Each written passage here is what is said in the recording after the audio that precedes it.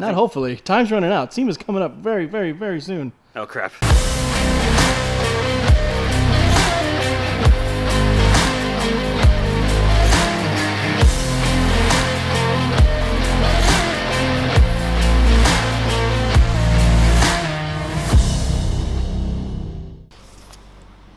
Oh, nice shirt, bro. Good belly. What's you gotta stop drinking so much beer, dude. That's a hockey belly. That's from all the water. Oh, I'm staying hydrated. Oh. I really like this paper that you gave me here. I didn't give you a paper. Oh, yeah, you didn't give me a paper. No. Okay, so anyways, part 3 of our 2020 manual Supra build. While we were away, hold on, Lisa. What did you say in here? What did you? Read Please off a share- script here? Oh, Okay. So, part 3 of our manual 2020 Supra build. While we were away. All right, guys, welcome back. Our 2020 manual Supra build. We're getting close. SEMA's around the corner. About a week left. If you want to see how far we've gotten to this point, check out part 1 and part 2 of our videos. But right now, we're progressing.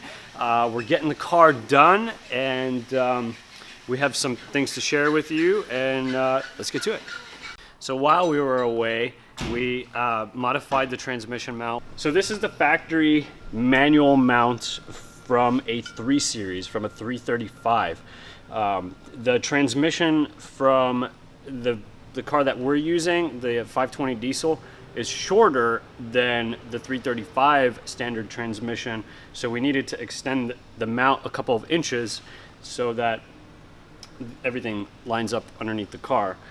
So we're going to test fit this into place, make sure that it works, and if this works, then we're going to go ahead and CAD file it and start putting these into production. We test fitted that. Everything seems to line up and work. We also got the drive shaft back. We had to extend the drive shaft about 3 inches.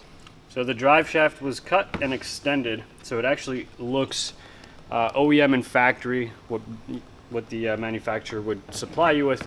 Then it was balanced, and now we have a drive shaft that looks like it came from Toyota? BMW?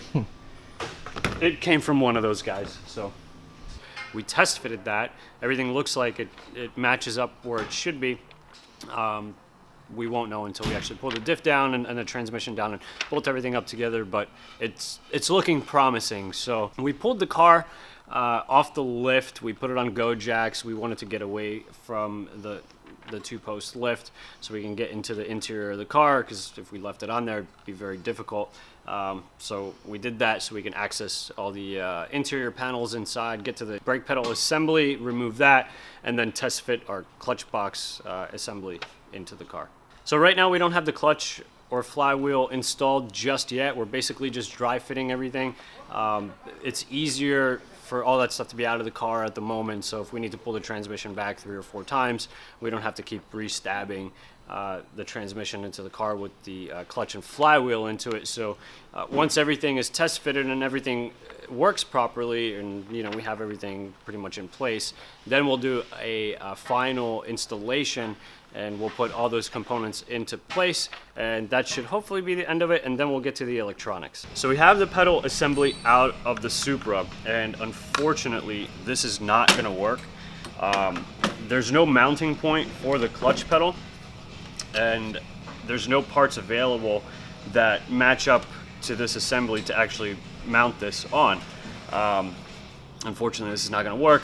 The Z4 and the Supra don't have a manual transmission. Even the Z4 doesn't come with a manual transmission, so BMW doesn't have a part available for the G29.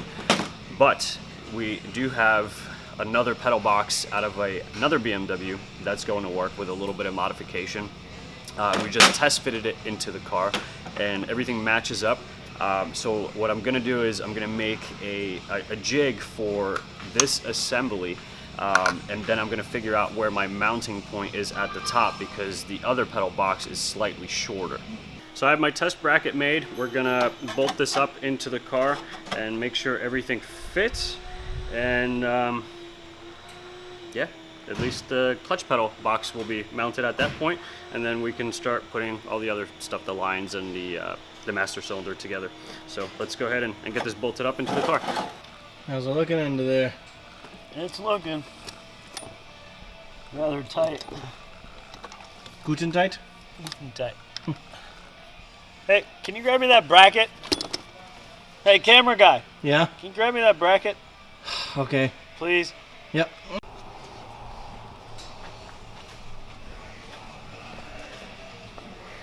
Here you go.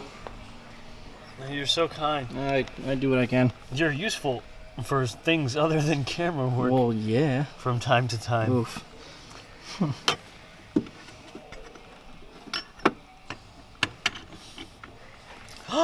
Fits.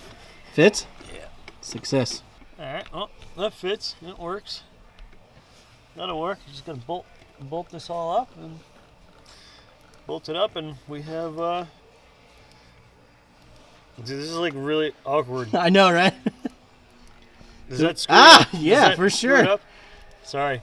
Well, yeah, we have clutch pedal and brake pedal. Yep. And I'm trying to get out of here. Can I get Got you, bro. All right, so it's mounted. It's in there. Clutch pedal, brake pedal.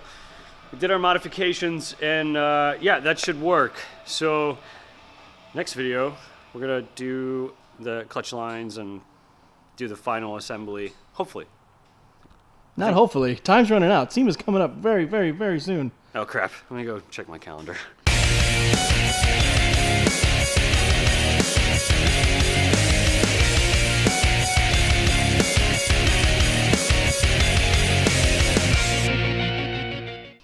Boing. Oh, yeah. Smooth.